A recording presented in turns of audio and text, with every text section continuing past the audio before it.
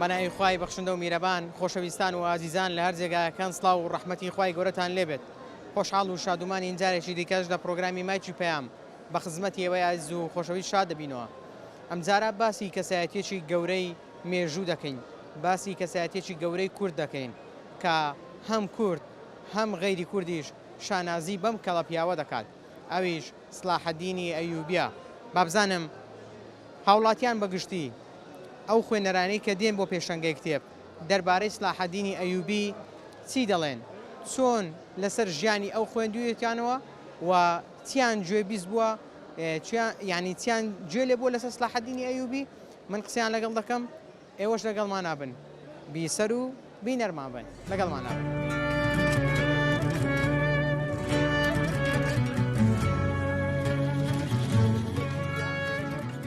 لەگەڵ پێشەنگا چۆن؟ الحەمدلله زۆر باش. باش مامۆستا دەربارەی سلاحەدینی ئەیوبی دەپرسم و بە ئەو سەرەتا لەوە دەست پێ بکەم، سلاحەدینی ئەیوبی چ خزمەتێکی بە مسلمانان کردووە بەگشتی؟ طبعا صلاح الدين الأيوبي رمزك إعامة، يعني نا بدي تايبد بي بس تنها بكرد بلكو خصمتك شي عامي كرديا همو بإسلام وبمروفايتي وبغير إسلاميش كو بغير إسلامي أو بياوا أو كساني كذا كمنا بردستي كدجمني جنياري ويجبونا عدالتي لقريان تسفانديا وهاش غدر ظلمش يعني لينا كرديا وهاش ككتينا بردستشي أو رعية أو خلقي سفيلو اعتيادي أوانش كمسلمان جنبونا غدر يعني لينا كرديا استم يعني لينا كرديا لبرهندي صلاح الدين أيوبي هم رمزتي نتوايتيا وهم رمزتي آينيا وهاش تمشاب كان أمن لميجو أو أيك بإنصاف باسي بكا دوست و دوژمن ئەگەر بە ئینساف باسییان کردبی باسی چاکە و باسی ئەو مێژووی کە صلاح الدین ئەیوبی ئەو چەند ساڵی کە بردیتە سەرێ هەموو بە باش و بە چاکە باسییان کردیانی دۆست و دوژمنیش. بۆچی مامۆستا دەبینین لێرە و لەوێ ناوە لە صلاح الدینی ئەیوبی دەدرێت لە ڕەمزە کەسە دیارەکانی ئیسلام دەدرێت، ئەمە لە پێناوم چییە؟ ئەخە بەخۆی دائیم نەک صلاح الدین ئەیوبی هەر کەسانێک ئەمە دەبی دوو شتی جیاواز بکەین و ئەوەی کە لێی دەدا دەبی تەمەشای بانگراودی تەمەشا بکەین ئەو کەسە ئەفکار و ئایدیۆلۆژی چییە تەمەشا دەکەین ئەو کەسانە ناکەوە ئەسڵەن هەر یعنی دژی ئاینن، دژی شەریعەتن، دژی خوا، دژی پێغەمبەرن، تەمەشا دەکەی ئەوانە تەمەشای مێژووی ئیسلام دەکەن، ئەوانەی کە خزمەتیان کردیە یاخود ئەوانەی کە بەربەست بوونەوە بەرامبەر ئەفکاری وان ڕاوەستانە ئەوان دین تاعنە لە ئەو ڕەمزانە دەدەن. ئیدەن ئەو کەسانە ناکە مەسەلەن لەگەر ئەفکاری وی ناگونجێ. دەگوترێ بۆ صلاح الدینی ئەیوبی دەوڵەتی کوردی ڕانەگەیاند و دەوڵەتێکی بۆ کوردستان بۆ کورد دروست ناکرد. ئەخە بابەتی صلاح الدین ئەیوبی لەو قەزیەکەی وی لەوی گەورەتر بووە، یعنی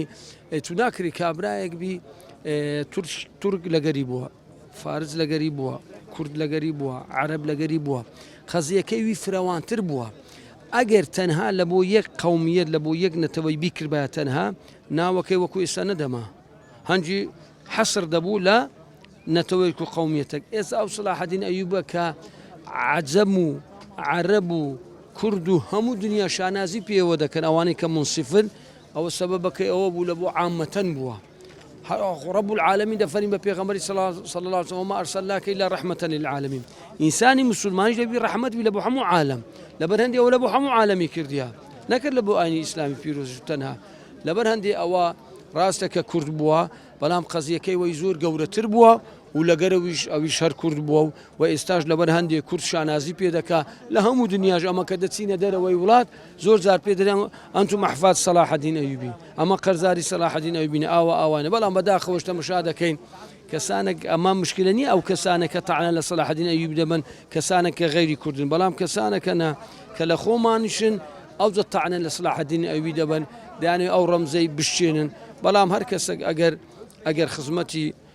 خزمتي مروفايتي وإنسان وخوا وبيغمبر ودين وشريعة كربو أو ميجوا هدروا بلام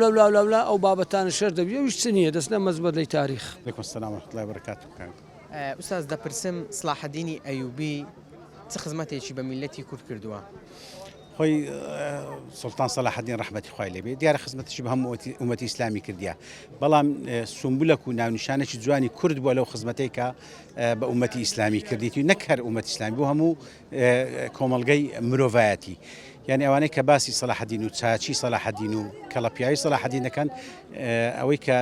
غێرە مسلمانە زیاتر لەوەی کە مسلمانە هەروەکو لە ئەگەر بگەڕێ و سەر بەڵگە مێژویەکان دیارە ئەوانەی کە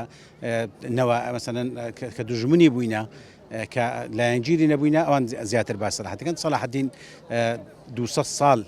کە بەیت المەقدس قودسی پیرۆز لە دەستی خاچپەرستەکان بۆ ڕزگاری کرد دەوڵەتی مصر ینی با بڵێن بڵاوکردنەوەی عەقیدەی صحیحی ئیسلام و مسلمانەتی لە وڵاتانە دیارە سولتان صلاح الدین گەورەی گەلە زۆرە وەکو باسیشمان کرد گەورەکەی زیاتر لەوە لە لای ئێمەی کورد کە خشانازی پێوە دەکەین بە بابیرە گەورە خۆمانی دادنی چەندێک بە گرنگی دەزانی ئەو نەوەی کە دادی ئەو نەوەی کە لە ڕێیە شارەزای بکەین ئاشنای بکەین بە صلاح الدینی ئەیوبی زۆر پێویستەکەنەوەی زۆر زار کە باسی صلاح الدین دەکەین خۆ صلاح الدین ناوی خۆی نییە مەسەلەن بەڵام دەبێت ئەوە بەشێک بی لە مێژومان بەشێک بی لە مەسەلەن پەروەردەکردنی منداڵەکانمان بەشێک بی لە پێش چاومان بی لە ئەوانەی کە مەسەلەن ئەو با بڵێن نووسینگانە ئەو کتێبخانە ئەو هەموو دەستگا ڕۆشنبیری و دەستگا سەقافیانی کە لە ناوەمە هەیە هەمووی دەبی بە صلاح الدین بی دەبی ساڵانە چەند یادێکمان هەبی لە یادی ڕزگارکردنی قودس لە یادی مەسەلەن لە دایکبوونی لە یادی هەر کارێکی چاچی کە سولتان صلاح الدین کردێتی کە ئەمە زیاتر گرنگی پێ بدەین وا بزانین کە خەڵکە بە هەست بکە کە مێژوێکی پرسنگداری هەیە لەناو ئەو هەموو ناخۆشیانەی لەنێو مسلماناندا بە تایبەتی ئەوڕۆ کە دەبینین لە وەزع لە غەزا لە فەڵەستین لەو شوێنانە چ ناخۆشی ناسۆلیەکە لە بۆ مسلمانان ئەوە بەشێکە یعنی ڕووناچێکە لە مێژووی ئیسلامەتی کەوەکو باسم کرد شانێزێکە بۆ ئێمەی کورد زیاتر سلام علیکم علیکم السلام ورحمة الله وبركاته چی دەربارەی صلاح الدینی ئەیوبی دەزانی سەرتا بەنای خوای گەورە میهرەبان یاخۆ بەخێر بێن خوای گەورە پاداش خێر دامداتەوە واللهی ئەو قاعدە گەورە چەند شتێکی کورد لە ژیانی و پیاوە بەڕێزە و کەڵە پیاوە ڕاستە سەرکردێکی کورد بە بەڵام بەناوی ئیسلامیەت بەناوی مەنەزی پێغەمبەری خوا صلی الله علیه و سلم کە جیهانی ڕزگاک لە خاچپەرستی بەڕاستی و پیاوە و نەک من وەکو کوردێک بەڕاستی ڕۆژێک لە سعودیا بووم لە فەریزەی حەمڕە بووم سواری تەکسیێک بووین گوتمانە کابرایکی کە کابرا شوفێری تەکسی گوتم خەڵکی کوردستان گوتچێنە گوتم خەڵکی کوردستانین بەڕاستی نەیناسیم وەکو گەل بەڵام گوتنەوەی صلاح الدینی نا زۆر فەخر و شانازی پێوەکردین گوت نەک ئەمە گوتی هەموو جیهانی عەربی فەخر و شانازی بە صلاح الدین ئەیوبی دەکا گوتی هەر باپیرین گوی نییە تەقریبا باپیری مەشە گوتی ئەو پیاوە ڕەحمەتی خوای لێ بلێک لە جەنگەکان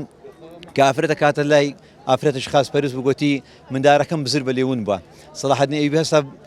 زەنجی ئاگادارکردنەوەی لێدا جەنگەکەی ڕاگرت هەتا بخۆی لە دوو ئەو مندارە گەڕا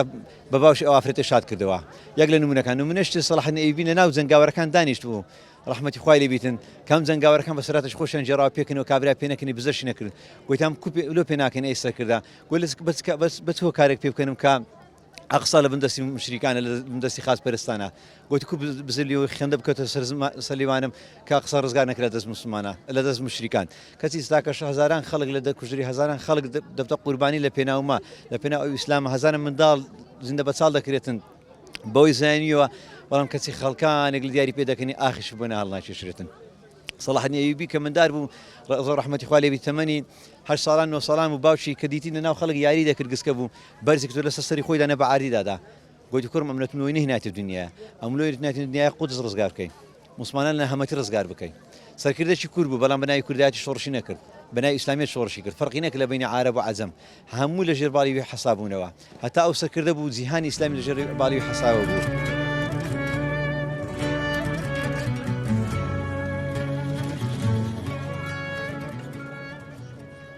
دەربارەی صلاح الدینی ئەیوبی با بزانم کەسایەتیی چۆن بۆ لە مێژوودا و ئایا ئێمەی کورد هی ئەوەیە شانازی پێوەکەین بسم الله الرحمن الرحیم صلاح الدین ئەیوبی ڕەحمەتی خوای لێ بی کە شانازی هەموو ملەتی کوردە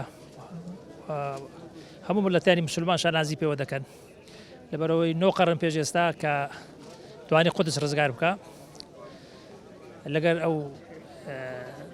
مجاهیدانێک کە لەگەری بوون ڕەحمەتی خوایان لێ بی کە توانیان گەورەترین وەکو هاتووە دەرێ القدس فتحها عمر وحررها صلاح الدين بۆچی ناوە لێرە لە شوێنانی دیکە لەو کەسایەتی دەدرێن کەسایەتی صلاح الدین دەدرێن لە دینی ئیسلام دەدرێت چونکە دینی ئیسلام کە پەل و پۆل و هەموو زیانە هاوشتیە و کاریگەری لەسەر هەموو مرۆڤایەتی هەیە کە لە شخصیەتی سەلاحەدین دەدەن دانەوێ وا پیشان بدەن کە سەلاحەدین پیاوێک بووە خوێن ڕێژ بووە بەڵام ژیانی سەلاحەدینی نەک لای ئێمە موسڵمان بەڵکو لای ئەوانەی کە مسلمانی ژینە کە نووسیتیان بە مەردایەتی و جوامێری باسییان کردیە بەڵام ئەوەنە ناخوێنەوە. السلام عليكم. عليك السلام ورحمة الله وبركاته بخير بس تساوان. ماوەستا دەبیم دوو علاقە کتێبتان کڕیوە بەگشت لەگەڵ کتێب خوێنەوە چۆنە؟ زۆر باش الحمد لله. لەخوا بەزیاد. سپاس لەخوای گەورە توانیتم کتێبێکی باش بخوێن وەلەخوا بەزادی بی. نووسینەوەشم الحمد لله. يعني هەم دەنووسی هەم دەخوێنی. دەنووسم و دەشخوێن والحمد لله. مەسەلەن بۆ نمونە وتارەکانی خۆم پێشی چەند ڕۆژێک پێشی ڕۆژی هەینی وتارەکانی خۆم تۆمار دەکەم لەسەر دەفتەرێکی قەبارە گەورە. ماوەستا بەر لە ڕۆژی هەینی یعنی با بڵێم ڕۆژەکانی دووشەم سێشەم ئەوە ئامادەکاری دەکەی؟ تا لە سێشەمەی بەو لای خۆم ئامادە دەکەم. بەڵێ. ڕۆژانە چەند دەخوێنی مامۆستا؟ بەخوایدا شەوانە باغلبی مثلا لەوانی احتیمالی هەیە 5-6 وەرەقە ئەوە خوێنمەوە. مامۆستا بۆ وتارێکی هەینی کە ئامادەی دەکەی چەند خوێندنەوەت هەیە لەسەر بابەتەکەی بۆ نمونە ئەمڕۆ باسی ڕازگۆیی دەکەی چەند دەخوێنی وەرسەر مامۆستا بەڕێز مەسەل بۆ نمونە ئەوی کەزان باسەکەی کە ڕازگۆیە ئەو بابەتە ئەوەشی زۆر لە خۆی هەڵدەگەیتم مۆزوعێکی زۆر فراوانە جا ئەمن دەبی هەستم لە زۆر سەرچاوان تەماشای ئەو بابەتی بکەمێ ینی نەسەر چاوەکو و نەدروست ڕەنگە هەتا 5 سەرچاوان بینم داخلی ئەو دەفتەری خۆم کە لەبەردەستیم ئەوەی کەم بەلەوە جگەرەوەش مامۆستای بەڕێز ئەمن هەرستم هەم سەحیفەکەی دەنووسم هەم بەرگەکەشی دەنووسم بۆەوەی کەوا سبەینی ئەگە بسمەوە سەری بابەتەکەی لەوە چامڕۆمی تو ئیشەکەم لە بەچاوی بیتر.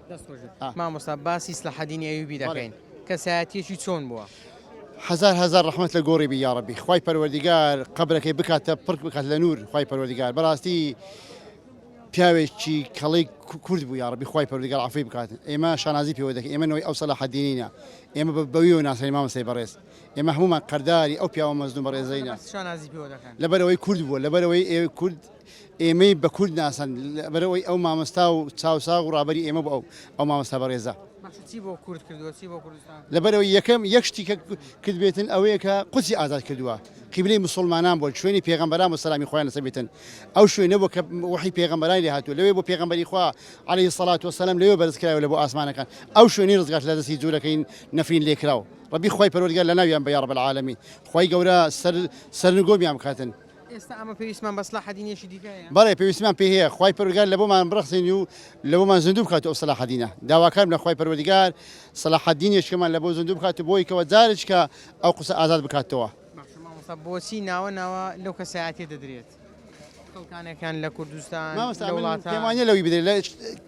لە بنچینی ئیسلام دەدرێتن لە ئیسلام دەدرێتن ئەگە هات بە ئەو سەلاحەدین هەر کەسێک کە بە ئەوەی پێ نەدەکرا بۆ نمونە هەر مەسەلەن هەر ئەدیانش کە بە دوو لە سەلاحەدینی ئەیوبی دوو لە شخصەتی وی بەڵام چونکی مسلمانە چونکی هەڵگیری قورئان و فەرمودی پێغەمبەری خوا صلی الله علیه و سلم لوی لە شخصیەتی دەدێت مامۆستای بەڕێز ئینشاءالله هەبوو سورما هەبە بسورمایش دەمرین ئینشاءالله سەربەرزی بابزانام لەگە خینەوەی کوی بە قورئان ئەمن چەند سارە زۆرم کڕیە مەکتەبەکەم پڕ کردیە تااقەتی خینەوەم نییە بەس ئەو ڕۆکە لەگە خوازاندا کتابمان کڕیە بە قورئان ئەمن ئەوەی ژیان نامەی پێغەمبەران چیرۆکەکان ماشەڵە ئەوەم نەبوو لە ناو مەکتەبە و عاری گوتم بابی کڕم بە ئاسانی هەتا بچمەوە ناومار و منداری دریان خۆشکەم بە جوانی ئەدی برە مارمدار زۆر خۆش دەوێنیا واللهی هەموو ئینسانەکەم خۆش دەوێت بە ئەمری ئەو خوددایە لەسەر ئەو زەویە و لە هەموو شوێنەکە و مار و مندار و هەموو خەرکم وەچیە خۆش دەوێت چکو لەبەر ئەوەی ئیماندار دەبی هەموو خەرچ خۆش بێت المسلم ئەخو المسلم ئینەمە المؤمنون ئیخوە خوا دەفەرمی ناوی کەسێکی دەینم بابزانام دەیناسی یان گوێت لێ بووە هیچ لەسەر خینتەوە سەلاحەدینی ئەیوبی بەلێ لەسەر گوێ لێ بووە لەسەر واللهی لە سای خوای وەکو خینەوە زۆرم لە سەنەخینتەوە بەڵام جێم لێ بووە و ئەلحەمدوللا دەرێن قائیدەکی مسلمان بووە چکو ئەمە ئەوەری بسلمانین ئەو جا کوردین وەنیا مسلمان بووە و کوردیش بووە الحەمدوللا فەلەستینی ڕزگار کردیە و ئەوە سەربەرزیە لە بۆ ئیسلام لە بۆ نەتەوەی کوردیش لە بۆ هەموو نەتەوەکان پێویستە هەموو خەرک شانازی بە هەر کەسێک بکەین کە وڵاتی خۆی خۆش بێ ملەتی خۆی خۆش بێ دینی خۆشی خۆش بێ ئەمەوەکو مسلمان وەکو کورد شانازی پێوە دەکەین ئەمە بەلێ شانازی بە هەموو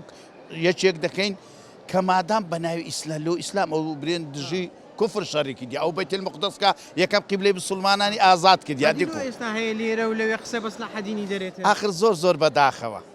ئینسان وەکو گۆتت ئینسان ئەتو ئەگەر ڕچیشم لە تو بیتەوە قسەی ناشیرن جوان نییە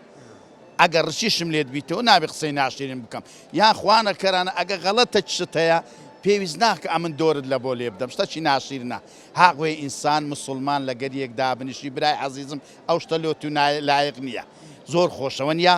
لەبەر ئەوەی ئینسانی مسلمان دەبی دائیمە ڕەچاوی ئیمانی بکە ڕەچاوی ئیسلامی بکە ملت و وڵات و قەومی خۆشی لە سەری خۆدانی ئەمە یەکترمان خۆش دەوێت ئەگەر ئێستا ئەمن بەتەنێ بێمە ئێرانە چی استفادە هەیە بەڵام کە هاتم ئەو هەم برا مسلمانە ئەو هەموو خۆشەویستە لێرەدا دریشم خۆش دەی مامۆستایانی دۆست دەبینم خەرچی دەبینم ئێوە دەبینم الحەمدولایە رب خوا موفەق بکە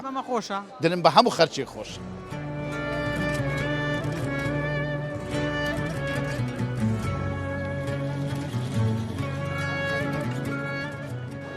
دەربارەی سلاحەدینی ئەیوبی چیت خوێندەوەتەوە و چیت گوێبیست بووی یەکەم ئەوە کە ئێمە شانازی پێوە بکەین پێش هەموو شتەکان کووردە کە گەورەترین دەستکەوتە بۆ میلەتی ئێمە کە سەرکردەیەکی وامان هەوە کە هەموو میلەتەکانی لە جێشێک کۆ کردوێتەوە بۆی کە لە یەک ئاڵا بجەنگن بۆ ئەوەی کە ئەو وڵاتانە ڕزگارکەن لە ژێردەستی زوڵم و زۆرداری گەورەترین سەرۆتە بۆ ئێمە کە کوردێک بتوانێت هەموو زمانەکان هەموو ڕەنگەکان لە ژێک ئاڵا بەبێت تەفرەقە بەبێت جیاوازی خڕ بکاتە بۆی کە سەرخستنی ئیسلام ئەوەش دەستکەوتێکی گەورەیە بۆ کورد کە کورد دەبێت زۆر شانازی پێ بکە فەخر پێ بکە کە سەرکردەیەکی وای هەیە کە بێتە مای ڕزگارکردنی وڵاتێک کە ئێستا لە ژێر دەستی ئەو زاڵمانەیە لە بندەستی ئەو کەسانەیە کە دانەوێ بیڕخوێنە کە سەلاحەدینی ئەیوبی ڕزگاری کردووە ئەوە گەورەترین دەستکەوتە بۆ کورد دەبێت شانازی پێوە بکە کە حاکمەکی عەدالەت بووە فەرقی نەکردووە کە ئەوە کووردە زیاتر ئینتیمایم پێ بدە یان ئەوە فارسە یان ئەوە تورکە یان ئەوە غەیرە ئەوەکەی خۆیت یعنی هەمووی بێ کەسێکی ببوورە کەسێکی عەدالەت بووە عەدالەت بووە بەڵێ ئەوەی نەکردو یعنی زوڵمی لێ کەس قبوڵ نەکردووە نەک ئەوە بڵێ وڵا کوردەکە ئەگە خیانەتی کردی چاوپۆشی لێ کردویان ئەوەکەی دی فارسە تورکە عەرەبە حکومەکەی لە سەوی تەدبیق کردبی نەخێر بە یەک چاو تەمەشای هەموو ئەوکانی کردو هەموو بسڵمان بوون هەموو لە ژەیەک ئاڵابوونە هیچ ئەو فەرقش و جیاوازی نەکردووە ئەگەر یەکێکیان خیانەتێکی کردبێ لە دەوڵەتەکەی یان لە ئەو حکومەی کە ئەو کردوێتی ئەوەی نەبوو کەەوە کوردەوە فارسە ئەوە غەیری خۆیتی چاوپۆشی لە کەس نەکردووە کە ئەو وڵاتەشی ڕزگار کردووە لە خوای گەورە داواکارین خوای گەورە فتحەکی دی سلاحەدێنێکی دی ئینشاءڵڵا خوای گەورە ڕەوان کە بۆی کە دیسان دووبارە و ڕزگاری کاتەوە زۆر بەخێر بێن سەرچاوم سلام علیکم دووبارە سلام مەمنون بیەوەی بنیا ڕەبی باش مامۆستای بەڕێز سپاس سلامت بیا خۆ باش بی سلامت بابزانی مامۆستای بەڕێز دەربارەی سلاحەدینی ئەیوبی چی بیستووە و چی خوێندوتەوە بەڵێ وەڵام من چەند کتێبێکم خوێندوونەوە لەسەر سەلاحەدین ئەیوبی ڕەحمەتی خودای لێبێ کە بۆ میلەتی کورد وەکو مامۆستاش فەرمووی جێگەی شانازیە لە زۆر جانب ئەتوانی ئیسفادەی لێ بکرێت تەبعەن خوای پەروەردگار وای کردووە ئەمە ئاینە چووکە کۆتا ئاینە لە هەموو میلەتەکانە ئەرکی پێسپاردوونە کە ئاڵای ئەم ئیسلام هەڵگرن و خزمەت بە ئیسلام کەن قۆناغی لە قۆناغەکانە دیارە بووە بە قەدەری میلەتی ئێمەوە ئەو پێشەوا گەورە کە سوپاکەی سەرکردەکانی زاناکانی هەمووی لە کورد بوونە حتا ئێستا لە سەر سنوورەکانی دوور لە وڵاتی ئێستاش ماڵە کوردی لێنە کە خەڵکی سیسای و خەڵکی خۆشناوتی و خەڵکی کوێ کە کوردن سەلاحەدین ناردوونی بۆ چکەوەنە ئەمن و ئەمانەتیان پاراستووە بۆ ئیسلام بۆ مسلمانانە تەبعەن یەکێ لەو شتانەی کە من زۆر پێی سەرسامم بە سەلاحەدین ئەیوبی ڕەحمەتی خوای لێبێ یەک لشکر ڕاگرێ لە بەربوونی ئافرەتێک کە دەیەوێ مناڵی ببێ ئەمجا یەکێ لەوانە کە دەمرێت چەند دینارێکی کەم لە دوای خۆی بەجێڵێ ینی ژیانی ئەو پیاوە بەڕاستی لە زۆر جانی با قودوەیە بۆ ئێمە مامۆستا بۆچی دژایەتی ئەو کەڵە پیاوە دەکرێت لە بەرچی لە پێناوچی هەر لە دێر زەمانەوە ئیش لەسەرەوە کراوە قودوە نەمێنێ لە ناو میلەتی مسلمان و بەتابەتی میلەتی کورد چونکە ئەگەر پێشەنگت نەبوو ئەو میلەتە ئایندەی دیار نییە نازانی ڕوو لەکوێ عنی یەکێ لەوانە کە دەڵێن زۆر جا دەڵێن دەڵێ حکمی قەرەقوشە قەرەقوش مع العیلم سەر لشکری سەلاح الدین ئەیوبی بووە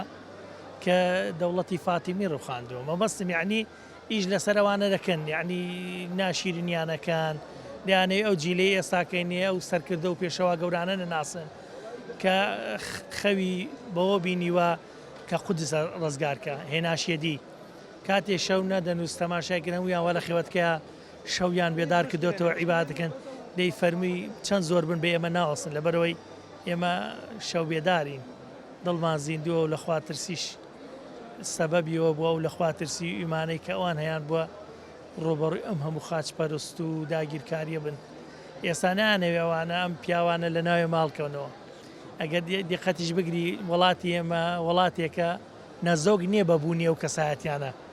لە هەموو سەردەمێکە تۆ شێخ مەولانە خاڵی نەخشەبەندیت هەیە لە شێمارۆفی نۆدیت هەیە ئەم پیاوانەش ئێستا بەتابی شێخ مەولانە خاڵی ڕقەمەتەوە لە زۆر بوارە سەلاح الدین ئەیوبی هەروەتەوە نووسەری گەورە مامۆستای مدەڕیس یعنی لەو کۆتایانە ئەوانە هەموو ڕقەمن بۆ یعنی ئێش ئەرکی ئێوە شەوەکوی ئەعلامە ئەم بەرنامانەتان ببێ لەسەر ئەم زیانە گەورانە بۆی ئەم میلەتەی ئێمە چاولەوان بکەن هیچیان کەمتر نییە لە خەڵک ئەگە زیاتریش نەبێ حتا کتێبێکم خوێندەوە لەم دوایانە